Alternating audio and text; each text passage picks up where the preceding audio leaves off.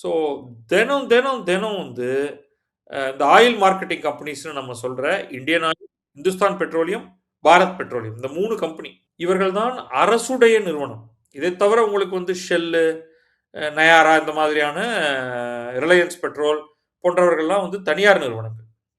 அவங்க யூசுவலா என்ன பண்ணுவாங்கன்னா, கட்டுப்படி ஆகலைன்னா அவங்க இழுத்து மூடிருவாங்க. திருப்பி விலை கட்டுப்படி ஆகும்பொழுது நான் தரேன் உங்களுக்கு அப்படின்ட்டு.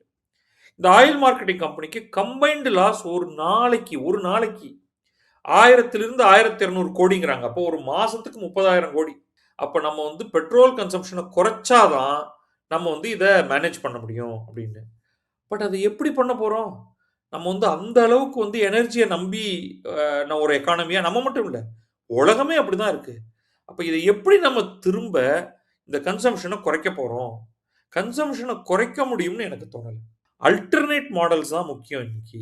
அதுல தான் எலக்ட்ரிக் 2 வீலர்ஸ் வருது, எலக்ட்ரிக் 3 வீலர்ஸ் வருது, உள்ளூர் சரக்கு வாகனங்கள் வருது, கார் வருது, பஸ் வருது, மெட்ரோ வருது. இது எல்லாமே எலக்ட்ரிக் வண்டிகள். அப்ப அவற்றின் மூலமாக பெட்ரோல், டீசல் கன்சம்ப்ஷன குறைக்கணும்.